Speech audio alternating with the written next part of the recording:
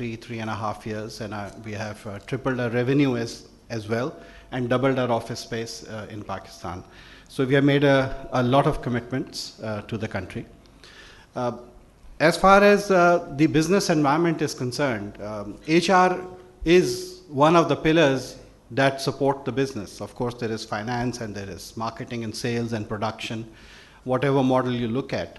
So HR is one of the very important wheel of this car, of this engine that goes. But there has to be an overall objective, and then there are challenges for the business overall. IBM runs CEO studies globally, which includes Pakistan. And the trends that come about every 2 years give a good snapshot of what the major challenges are. And then HR has to help the CEO deliver on those challenges. When I look at the 2010 survey highlights, we look at major focuses. Now it is the complexity of the business, the flexibility that is needed, the customer relationships that are needed, and as such, the skill sets that are needed. So when I translate that and I sit with my HR, we see while there is stagnation at one end, there aren't enough job opportunities in the marketplace. We need to excite the current workforce, but at the same time, there are enough opportunities for the top talent to leave the company. Because in times, economic times like this, which have uncertainties, most companies slow down their salary incentive and other programs and align it with the marketplace. So the biggest challenge that I want from my HR is to help me retain top talent. And the way we do it is basically by identifying 15 to 20% of the population as top talent. And they are at all levels of the organization, including senior management level, as well as sales level, technical level, accounting, even with HR.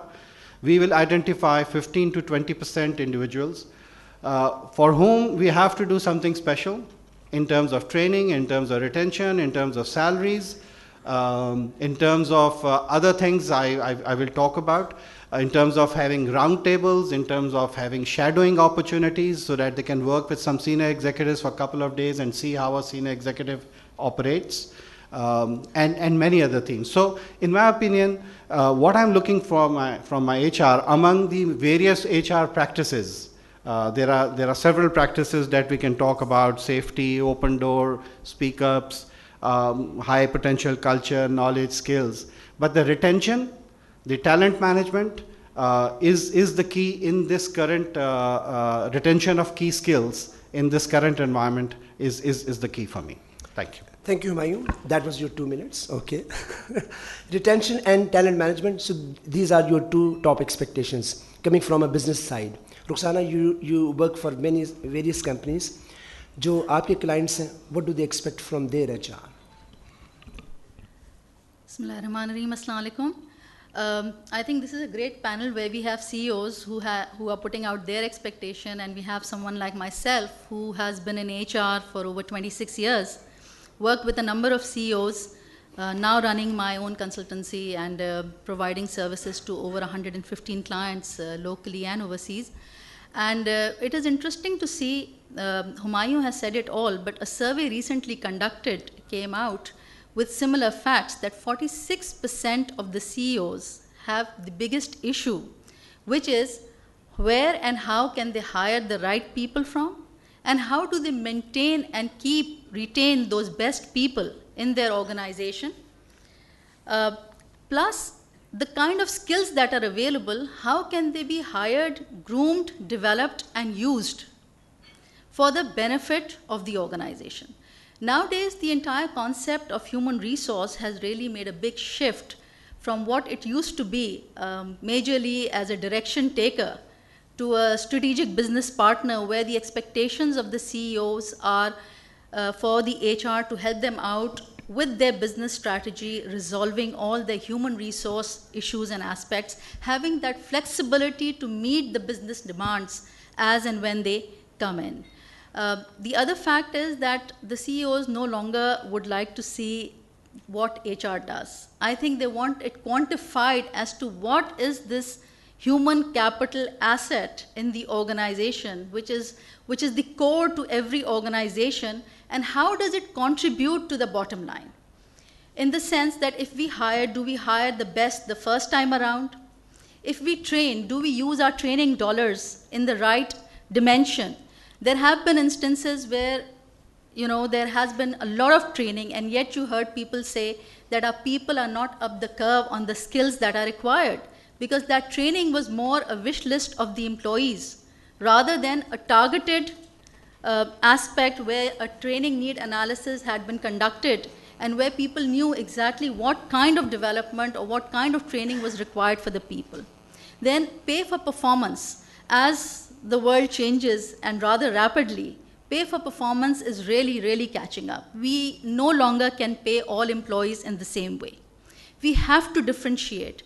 Once again, as Humayun Saab said, that his core issue or his core expectation from his HR is that his top 15% should not leave the organization, because that is where it really hurts the most, and that is where most of the organization and competitors target you the most.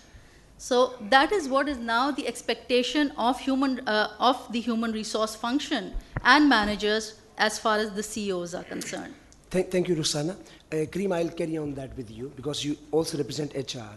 So let us know, aapka jo CEO, I'm sure you have a lot of contact with him on a daily basis. What are their expectations, and are you meeting them or not? Good morning, everyone. One of the key deliverables which is expected from HR is to basically meet the customer requirements. Like, I'm from an IT industry, we are into product data. We are the world's #1 company in product data, catering to Fortune 100 companies. And our customers expect that whatever product information goes out into the market, which is actually done by the human capital manufactured here in Pakistan, they would want zero defects in that. So ultimate, it's the customer satisfaction which drives the HR practices.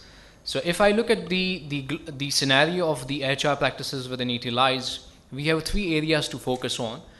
The first is the recruit part, the other is the refresh part, and the third one is the retain part. So collectively, all 3 are very important. So within all these 3 different areas, whatever HR activities we conduct, whether it's for recruiting and selection, whether it's for training and career development, or whether it's for retaining through compensation, benefits, and all of the initiatives, we try to track through various HR matrices, right? We give a representation based on different ratios, how it impacts the business, and ultimately what is the ROI for that particular initiative. For example, if we have introduced a new selection method, what has been the impact on the hiring ratio? Has it gone down? Has it gone up? Does it save time of the person who's taking the interview, because there's a cost attached to that?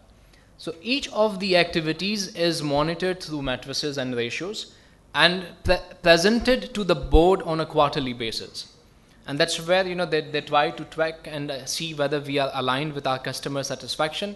Plus, with respect to the customer satisfaction, we have something which is called the Doppler report. So what a Doppler does is that it gives us the feedback of our customer on a monthly basis, that the product information that we have provided, what has been their satisfaction rate. And we try to correlate that with the HR practices, because HR बड़ी बड़ी बातें करता है कि भाई हमने ये achieve कर लिया, हमारे यहाँ पे इतने outstanding resources हैं, there have been very few unacceptable resources. And customer on the other hand says that, hello, I'm not satisfied with the product which you have delivered. Right? So it's a very different scenario. So HR tries to bridge that gap in a manner where it becomes a win-win situation for the business. Thank you, Kareem. Asif, we come back to the business. Aapki expectations?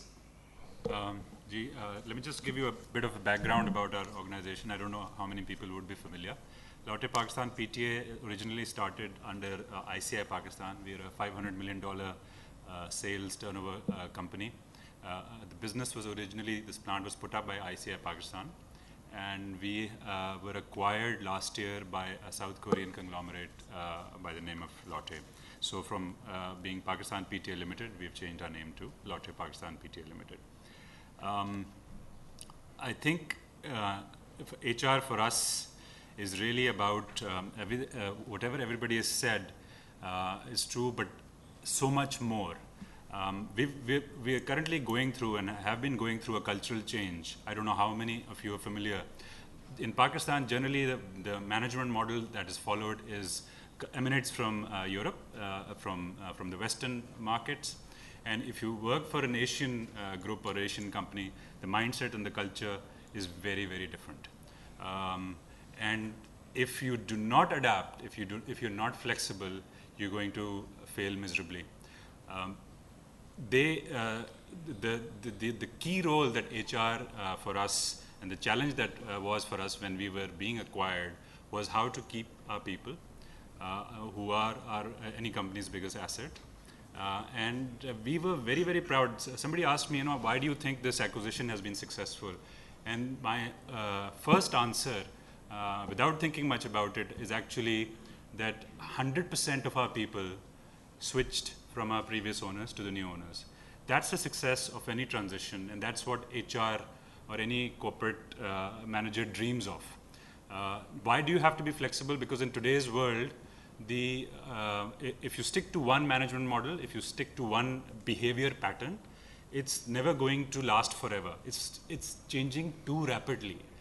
I don't know, again, the investment environment, particularly as far as Pakistan is concerned, is quite negative. We've seen companies going out of Pakistan, particularly Western multinationals. We need to encourage whoever is coming as investors, because that's what generates employment, that's what generates business at the end of the day. Economic activity needs to grow. So if you're going to sit there and think, no, I used to work for a Western European or an American company, and now a Chinese or a Korean coming in, even though they are bigger and they have more money to invest, but I'm going to operate in the same pattern that I used to before, it's never going to work. You have to change, and you have to help them change, help them come into the country, and help yourself to take advantage of the investment appetite that somebody else is bringing.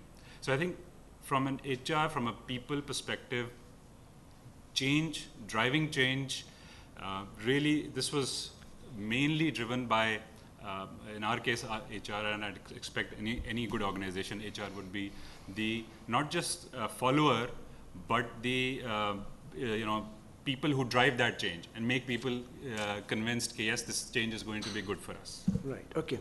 Achha, incidentally, because we have two people who are representing business and two people who are representing HR or HR services. So mera khayal hai ki let's kind of have a discussion which could be heated, but that may give us some data कि जो useful हो सकता है, और ख़ासतौर पे जो बहुत सारे HR के यहाँ दोस्त मौजूद हैं उनके लिए उसमें नई लर्निंग हो सकती है.